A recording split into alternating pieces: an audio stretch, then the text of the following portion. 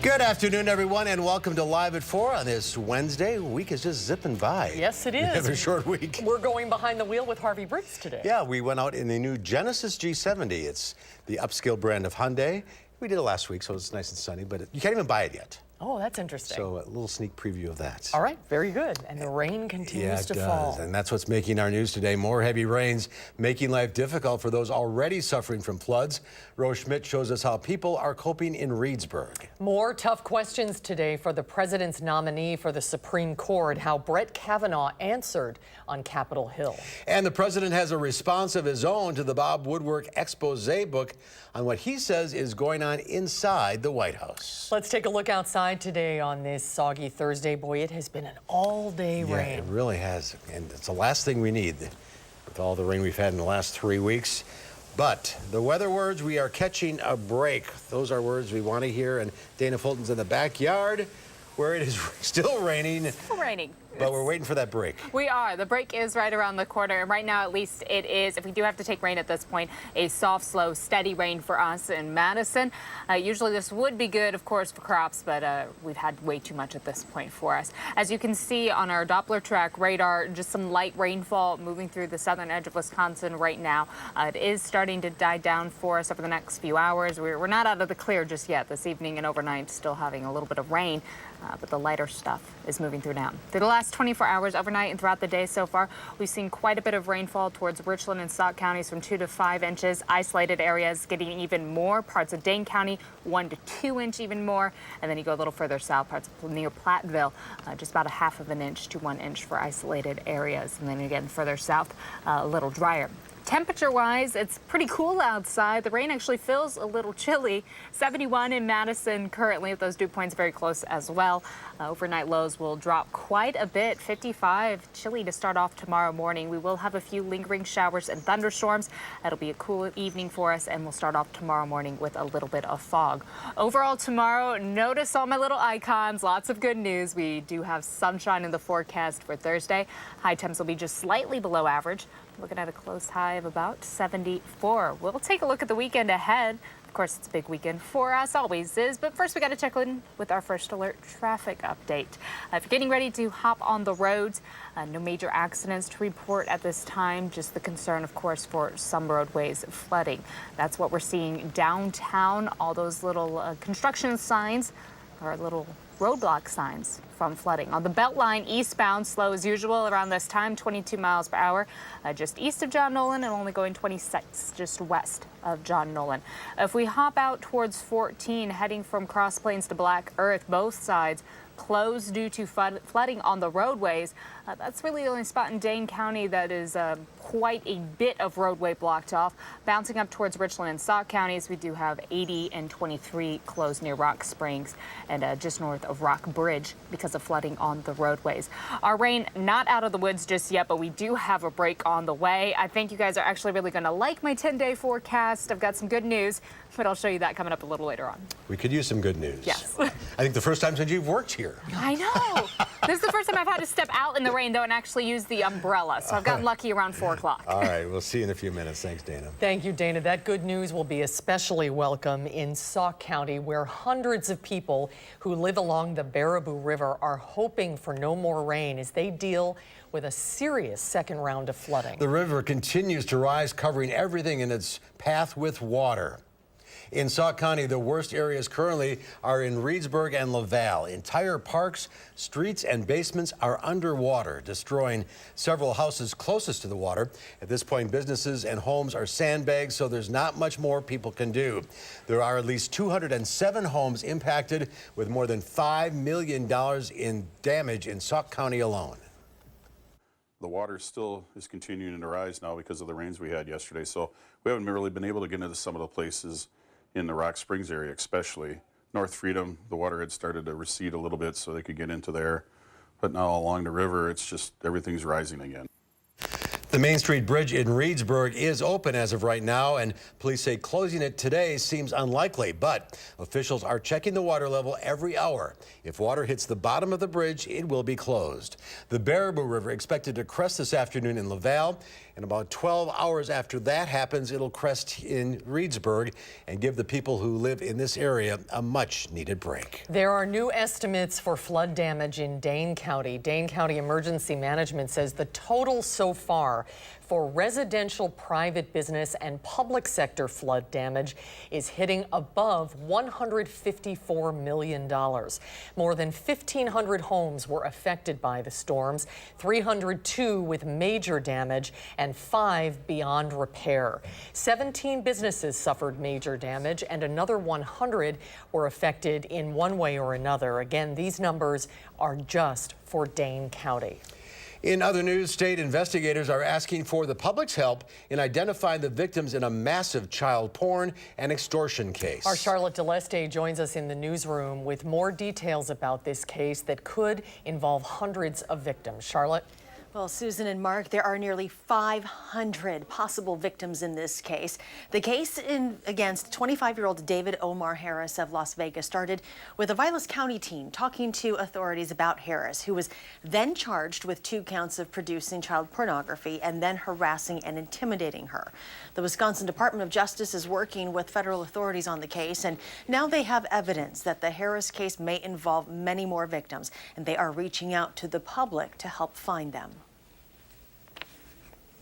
We're looking for the media's help and the help from the public as we are examining possibility of up to 500 victims here, most of which have not yet been identified.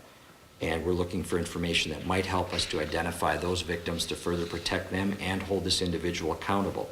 But it is an ongoing investigation. The case is being tried in Wisconsin federal court. If you know of a victim in the case, you are asked to call the number on your screen, 608-224-9345, or you can email report@doj.state.wi.us. Now, if convicted, Harris faces 30 years in federal prison on each charge of producing child pornography.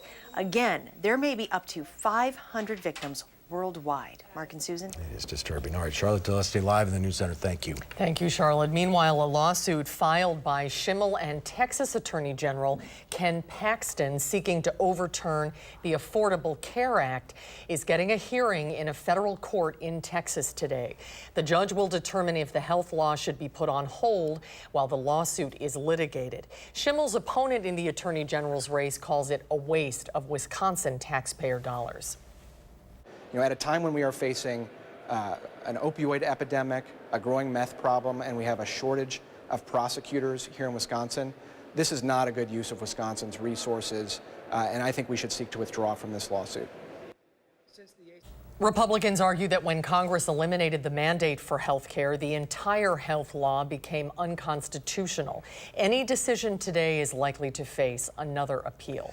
President Trump's Supreme Court nominee is back in the hot seat on the second day of his nomination hearings, this time fielding tough questions from members of the Senate Judiciary Committee.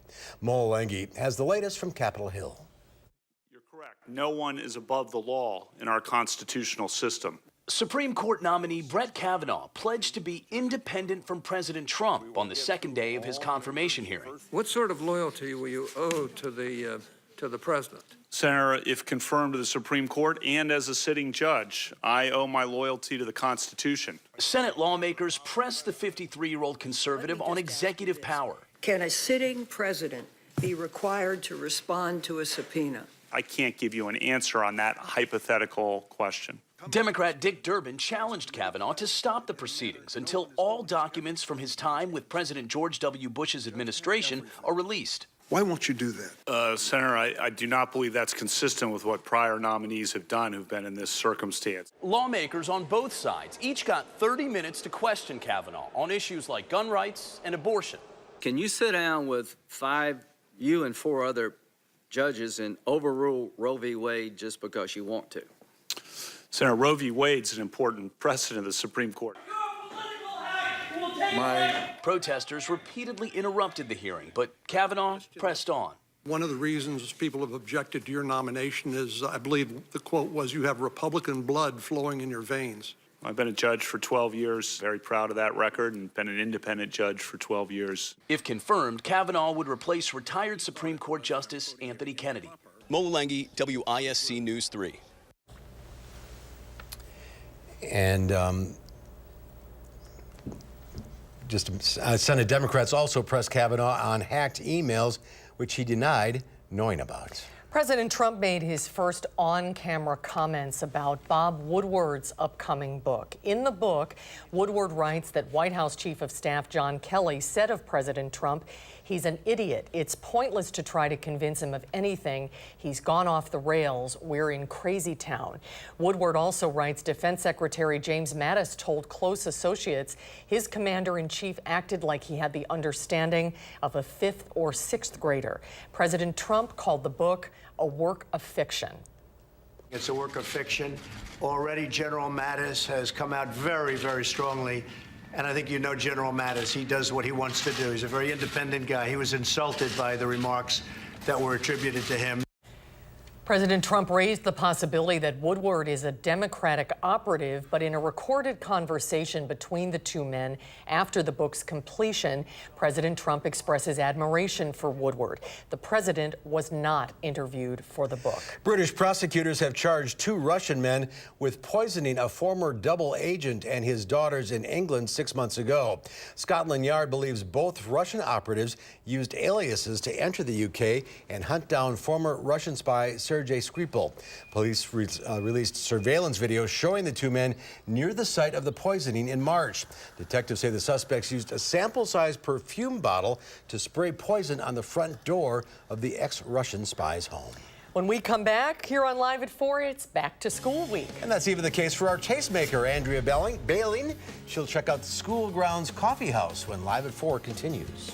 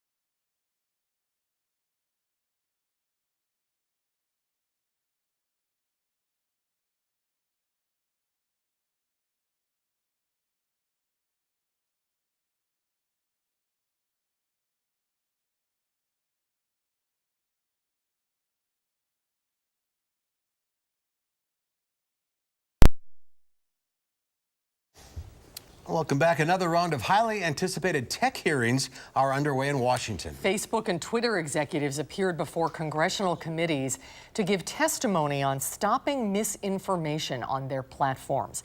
Nicole Killian is on Capitol Hill with the details. So help you God. Nearly 2 years after the 2016 elections, Facebook and Twitter executives told a Senate panel their companies were not properly equipped to stop misinformation campaigns on their platforms. We were too slow to spot this and too slow to act.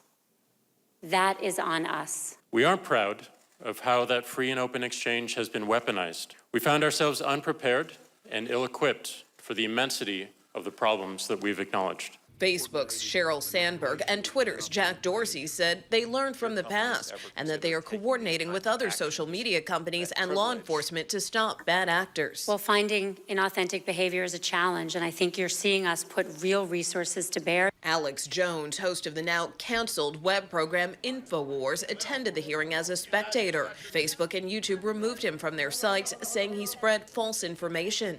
The real election meddling is by Facebook and Google and others that are shadow banning people, that are outright banning people. That concern was echoed inside the hearing. We have to be sure that people that we're not censoring. Google was also invited to the Senate hearing, but declined the invitation. Lawmakers blasted the tech giant for not sending a representative. I would have thought that leadership at Google would have wanted to demonstrate how seriously it takes these challenges. Dorsey said Twitter has suspended over 3,000 accounts believed to be linked to the same Russian internet agency identified in Special Counsel Robert Mueller's indictment. In Washington, Nicole Killian for WISC News 3. And stocks were mixed on Wall Street. The Dow Industrials gained 22 points, but the tech-heavy NASDAQ dropped 96 points because of those tech hearings. The S&P 500 was off 8. Well, just like everyone else this week, our tastemaker is going back to school. Madison Magazine's Andrea Bailing checked out the newly renovated School Grounds Coffee House in Cottage Grove for this month's Tastemaker segment. Drove by it for 15 years, watched it, and then I saw that it was kind of in a dilapidated state. I made a few inquiries about it and made a proposal to open up an art gallery, of all things. 2.5 years later, we started School Grounds Coffee House, and that was the fall of 2012. I see, yeah, I did want to talk about that because this is an interesting space where it's part art gallery, part coffee house. The original idea, because I'm a wood artist and a furniture designer by training, was to put my stuff in here and invite other artists to put their stuff in here and run it as just a sole art gallery function. And over a Thanksgiving dinner, I made a joke with my dad, and I said, "When are you going to come to my gallery?" He said, "Well, I can't come to a gallery unless I can get something to eat." Oh. And so I said, "Well, we'll put a cafe in." And so what started as a joke turned into reality. Oh, how funny. Yeah. And I want to talk about the cafe part of this as well. We've got some items from your case here. Can you tell me what's on the table here? Yep, we have some classic items from our bakery case. I should tell you this, that my big sister is the bakery director here. She's the pastry chef. That's Kelly. And she's most famous for her carrot cake here. This is a cream cheese frosting on her carrot cake. We've got a big serving of her nice crumble top coffee cake. People come from miles around to get our scones. These are true buttermilk recipe scones. That happens to be a chocolate chip almond with a nice glaze on it. And then in the green paper over there, we have a crumble top blueberry muffin as well. Are these some family recipes? These are some family recipes, yeah. And you have coffee items, specialty coffee items. We do have specialty coffee items. My son Benjamin is the roast master, so we buy and roast our own beans here. So he's our trainer, roast master, and he can fix you just about anything that you want. We have some really skilled baristas here. You guys have a unique feature. Not many coffee shops can say. You have this regular fish boil that I wanted to talk about. Yep, I grew up in that kind of a culture. I'm kind of from the northern part of the state, and so experienced a lot of true Door County fish boils growing up.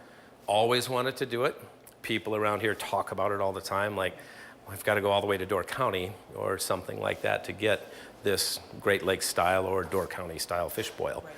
So last year we began with an objective that that's what we were going to do and introduce a sustainable every Friday night program throughout this summer. Our fish come fresh overnight on ice from Bayfield, so they're fresh caught Lake Superior, chunked whitefish the way it's supposed to be. We do our fish boils outside, and then once people are served, they either come in here, they sit outside and linger on the lawn at tables, or they go right out onto the deck and soundstage.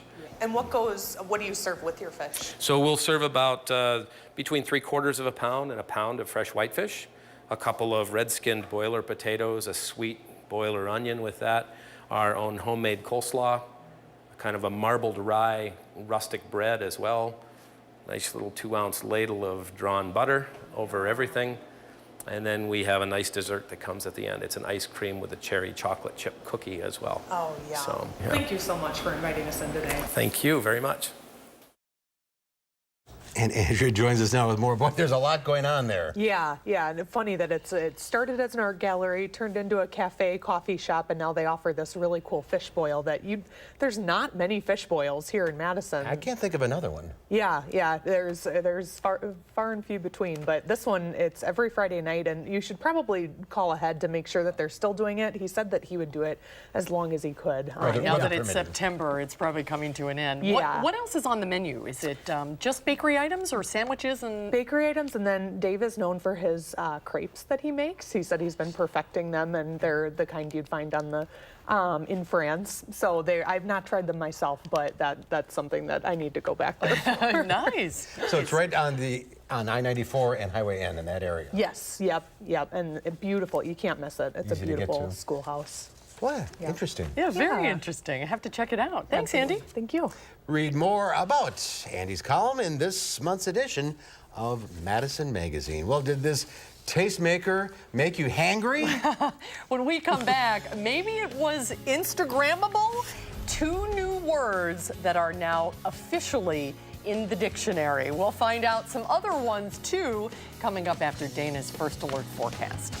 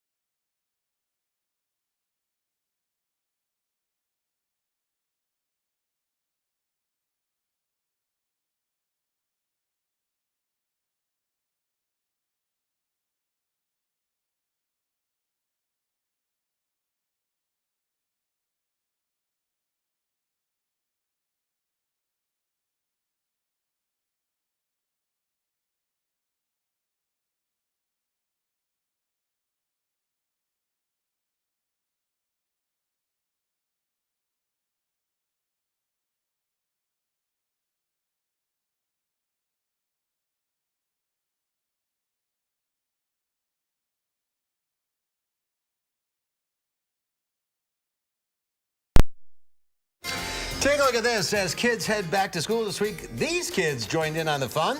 Puppies at the Wickham, England Police Department enjoyed their first day of school as they played and bonded together for the first time. The future canines joined the force yesterday, and officers are giving them a few days to play with each other before the training begins. That little one looks like your Penny, Dana. She does. A little bit when she was a pup, maybe. Yes, yes. The little bald bellies and the little paws. Having a good time. Yes. It is Wednesday, September 5th. It's National Be Late for Something Day. Something. Here we are. We can't be late. No, we can't. It's also National Cheese Pizza Day. Hold all of the toppings, guys. Here we go. Here it is. Only half of the pizza, though. Yes. In ancient Greece, the Greeks covered their bread with oils and herbs and cheese, which some believe is the beginning of our modern pizza, of course. Modern pizza, as we know it, has its beginning in Italy as a Neapolitan flatbread. The first pizzeria opened in 1905. It was in New York's Little Italy. Lombardi's is still in business today. Lombardi's. Like That's the where you coach. go. Interesting, yeah. Makes it sense. smells great. We'll It give does. the pepperoni half to the crew. I think that's fair. Is everybody's favorite pizza cheese pizza? Is that Luca? No, There I is like- no I bad like- pizza. I like- That's what I'm, yeah. I like lots of stuff on it. Like the supreme style the veggies yeah, the and whole everything. works. Okay, good. This is good. Yeah. It's a good day, hot. of course, to maybe have some hot pizza inside. Yeah. It's a little cool outside. It's a little rainy outside. Save the picnic for tomorrow. Things are certainly going to improve for our Thursday and Friday. We'll take a closer look at that forecast right after the break.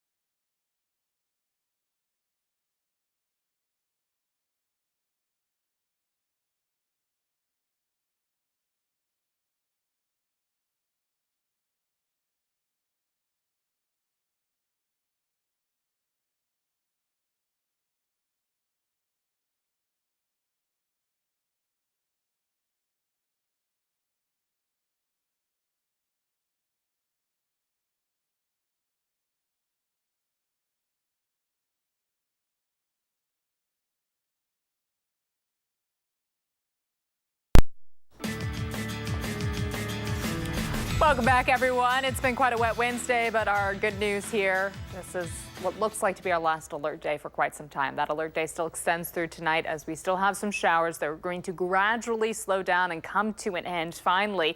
But of course, with the rainfall still going on, we have that ongoing threat for flooding really throughout central and southern Wisconsin. That line of storms still slowly moving on through. I was just outside. It is raining in downtown Madison, but it's light rainfall for us now. Parts of Rock and Greene County seeing a lot of rainfall, and then parts of Dane County also dealing with some heavy rainfall right now. Along the Wisconsin-Illinois border, we're going to continue to see the heaviest rainfall for us, but the good news, we don't have any watches or warnings concerning the flooding, any broad watches or warnings right now. There are a few aerial warnings, but overall things are looking okay as this cold front continues to drive southeast.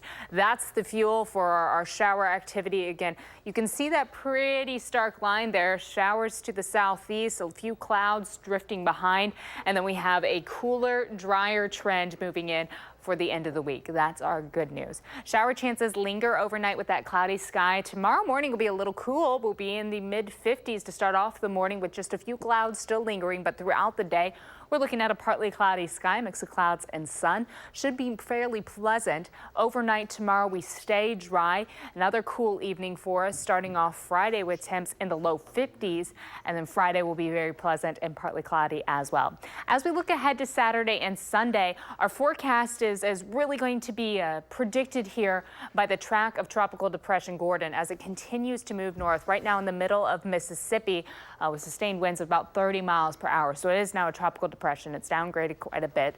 It's going to continue to move on land northwest for a little bit and then swing back around. This cone of uncertainty is the path that the center of the storm could move in between. Notice the center could be close to southeast Wisconsin, but many models right now really tending to favor us, which is good news, and keeps the bulk of the moisture below the Wisconsin line. Illinois, Indiana, Ohio going to see quite a bit of rain this weekend, but if we can keep this trend of the storm staying further south, that only means good news for us, and that means a dry weekend into next week and a full 5 or 6 days without any rainfall. We certainly need it. Just a light breeze for us right now. It's shifted directions coming from the north at about 5 miles per hour from Madison and Mineral Point. That's cooler air moving on in. Temperatures in the last 24 hours have dropped quite a bit, about a 15-degree drop for us in Madison and in Lone Rock. Mineral Point closer to about 18-20 though in Janesville. So that puts us right now throughout the area influenced by that cooler air, the warmer air, again, further to the southeast. 71 in Madison currently. It's quite a bit below average. Throughout central and southern Wisconsin, we're really sitting in the low 70s. For the rest of the afternoon, that's kind of where we're going to hang out until we get into tomorrow morning. Of course, once those clouds start to clear out, the cooler air will help settle in as well. Still seeing a little bit of a light breeze and that rainfall right now. High temps today close to average, just a little bit above, about 78 overnight lows. Early this morning, we had a low of 70. So we didn't cool down much overnight because it was so cloudy outside and nowhere near either record. Again, 71 currently with that 5 mile per hour breeze. Humidity is at 93%. It doesn't feel too muggy outside though. Just that light rainfall, our dew point's close to 70. Overnight will cool down to 55. The showers will slowly dry up. It is going to be quite cooler outside. And as we head into tomorrow morning, there is the chance for some patchy fog. Tomorrow, afternoon highs will be in the mid-70s with a partly sunny sky and overall fairly pleasant for us for tomorrow. So that's the good news as we head into Thursday and head into the weekend. No alert days in the forecast right now. That's our good news. We stay in the mid-70s, so just below average through the weekend. Our pattern stays with us. We are going to keep a close eye on the track of the remnants of Gordon again for Saturday and Sunday, because that's really going to play how far north that moisture goes. Overall, plenty of sunshine for both days. Overnight lows will stay fairly cool in the morning. A little breezy for us on Sunday, and then we slowly start to warm up as we head into next week. Monday, Tuesday, Wednesday, warming back up into the 80s, and then our next opportunity for a little bit of rainfall will move in for next weekend. And that's looks like it could start up for Friday, just a slight chance for some thunderstorms, and then Saturday seeing rainfall as well. Boy, if we could go from but if we can do this Thursday to Thursday. Correct. If we can do a full 7 days, that's great news for all the small streams and rivers, all the folks that are trying to just dry out their basements or even their houses, all the small businesses, and even the schools and the students. It's good for everyone to just dry up and get a nice stretch of some mellow weather. So it looks like Gordon maybe will stay. going to sneeze. Be pushed to the south.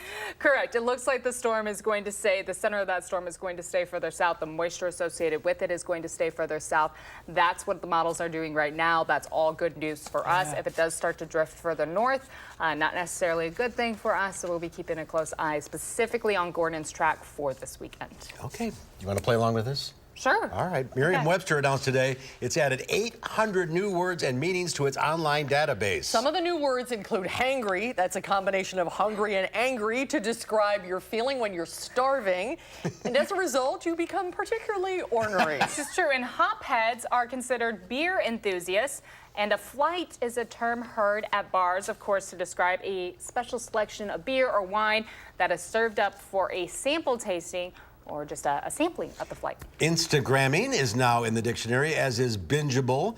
That's a reference to watching episodes of a show back to back without pause, which can lead to time suck. Also added GOAT, which of course is defined as the greatest of all time. They even offered up an example of GOAT. It reads, there's no denying what Aaron Rodgers has done in his career, but to say Rodgers is the GOAT is a big statement considering what Tom Brady has accomplished. Now, a point about this, okay, that we need to point out, Merriam-Webster, which added all of the new words, it is in a suburb of Boston, right? That's where it's headquartered? It is. And if you do follow them on Twitter, sometimes they're known for getting a little sassy with their tweets and some of their quotes. So throwing a little shade is what they do I think Aaron Rodgers deserves GOAT. I agree with you. Yeah, I'm fair, but that's fair. GOAT. Have you used that? Oh, yeah, the greatest of all time? Oh, That's yeah. pretty common. Yeah. Yeah, have you used it? And I mean, I think I've used, I think I've used all those words. Maybe it's on Instagram, which I don't do. I'm getting There pretty we go. hip, Mark. That's what it is. Thanks, Too much Dana. of a time suck. Do you have a flight coming up? What is the germiest place at an airport? Yeah, this story is pretty gross. It's not the bathroom. We will have the gory details for you when Live at 4 continues.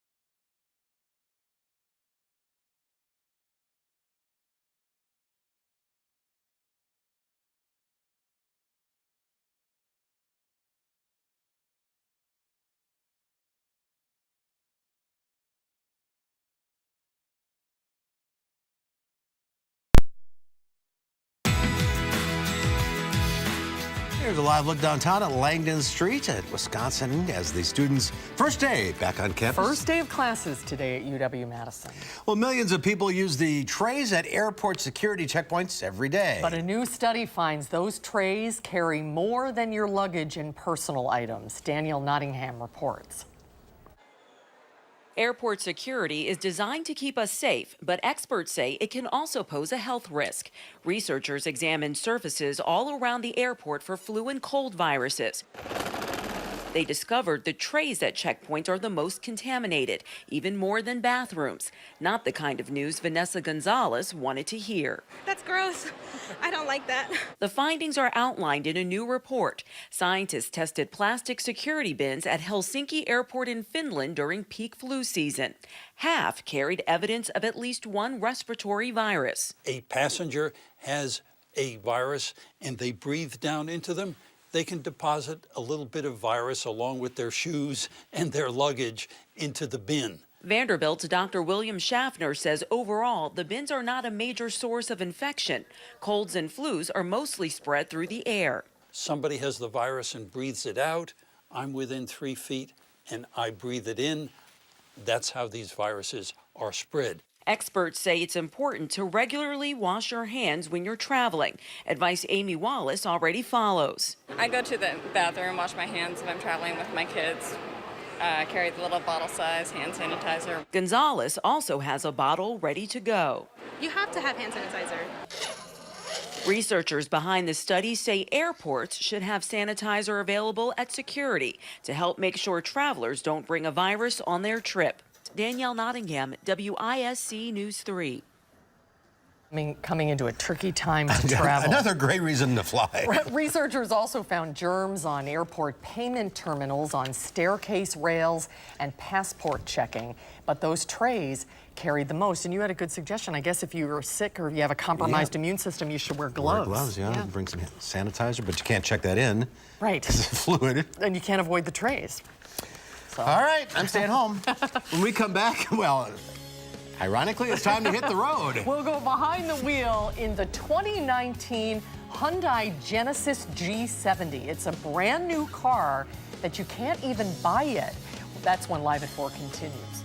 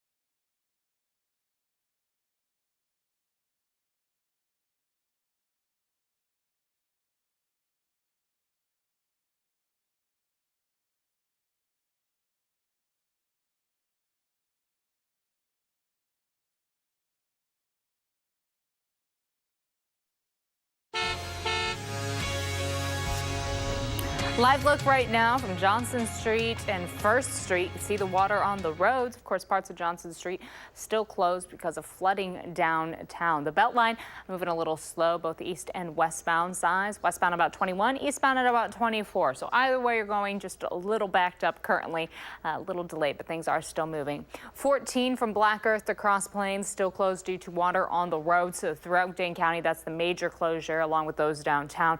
Everything else, no major accidents report at this time. That's always good news. Janesville to the Beltline will take you just about 28 minutes. If you're going from Middleton to Sauk City, about 14. And downtown to Sun Prairie, you're traveling 31 miles per hour, 18 minutes. So everything seems to be flowing fairly smoothly for the time being. That's a quick look at your First Alert traffic. Good news. Thank you, Dana. Well, first it was Honda, which spun off a separate luxury line sold in separate dealerships, with Acura, Toyota followed with Lexus, and then Nissan followed with Infiniti. Now it's South Korean automaker Hyundai's turn. Their Genesis line will now have to be sold in separate dealerships. And starting this fall, a brand new model. We check out the Genesis G70 as we go behind the wheel with Harvey Briggs. Harvey, I don't think I've ever seen one of these before. No, you haven't, because it's not on sale yet. This is the new Genesis G70, and it's coming to showrooms later this fall once they get all their new dealer network set up. So this is a sneak peek. Yeah, exactly. A sneak peek at a luxury compact sports sedan with its sights set on the competition. Some very stiff competition.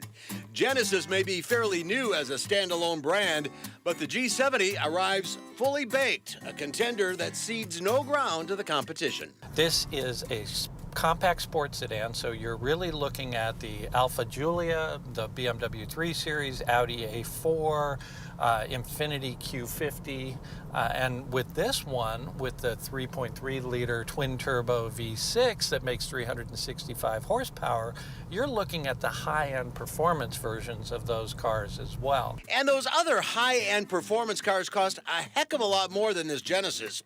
Pricing isn't set yet, but a base G70 with a 4-cylinder turbo expected to start around $35,000, and you can get it with a manual transmission. This loaded V6 all-wheel drive, probably around 48 grand. If you spec out a comparably equipped BMW 340 to this car, you're probably looking at a $16,000 to $18,000 premium for the BMW. But it's a BMW. It's a BMW, and sometimes that little rondelle on the front of the car is that valuable to people. And what we're talking about here is a new brand that doesn't, it doesn't transfer any cachet onto the driver. There's no heritage yet. Right. There will be. There will be. And like Lexus, it started out and people went, well, I'll take a chance on it. And, what'll happen here is people look at this, they'll drive it, they go, this is a pretty good car. And for $50,000, it's a lot of car. And, oh, by the way, not everyone has one. So I look like I maybe know something a little more than trendsetter. Exactly. And your reward for being so trendy, that comes when you get behind the wheel. This drives very much like a traditional sports sedan. It's, tight, it's light, it's nimble, it's fast, really fast, 0 to 60 in 4.5 seconds. Oh. And it's just one of these cars that's fun to fling around on a back road. And then you look at this interior, and they've really nailed it. And like all top-of-the-line luxury cars, the G70 comes fully loaded with every safety and comfort option available. Beautiful stitching on the seats. Knobs. Knobs, yes, these great knobs, and feel them. These are not plastic that looks like metal. These are metal. So all those touch points really impart a sense of quality to this car. But no car is perfect. It's not a car for you if you have to haul adults around in the back seat on a regular basis. And there's plenty of room up front for the passengers, but when you go in the back... Ooh, this is where the compact part comes in. Yeah, exactly. But if a roomy back seat isn't an issue, the G70, when it eventually hits a new Genesis showroom, should be on your list. My first impression of this is, wow, they really nailed it. Would you buy this car? I would buy this car in a heartbeat.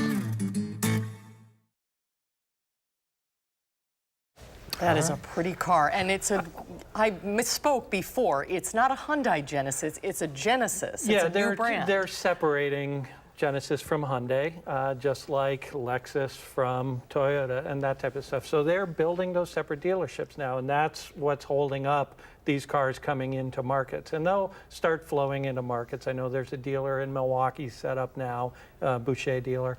But no service. They pay for everything. They pay for everything, yeah. And oils, windshield wipers. All the routine maintenance is paid for, and then they will come pick up the car from you and leave you a loaner car and take it back and do all the service and bring it back to you. So you never have to go to the dealership once you buy the car. You had this car for about a day and a half when we shot that. Right. A week later, what do you think? A week later, I am.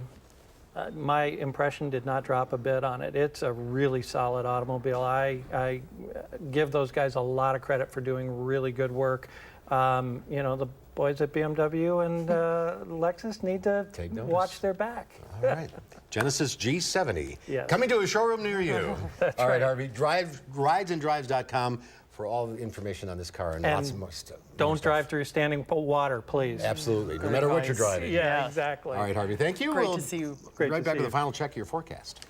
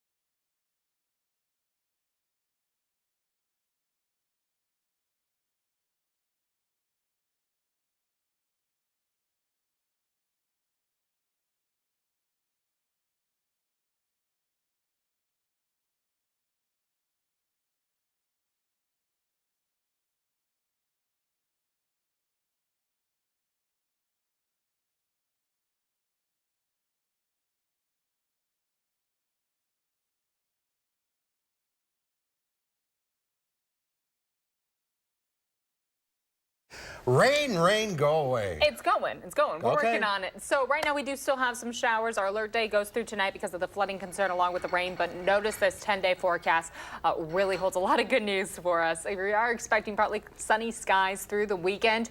Much of that depends on the remnants of Gordon as it moves north. But at this time, it looks like it's going to stay pretty far south for us, which is good news. Of course, we want that stretch of dry weather. And we need that. Yes, All right, absolutely. looking good.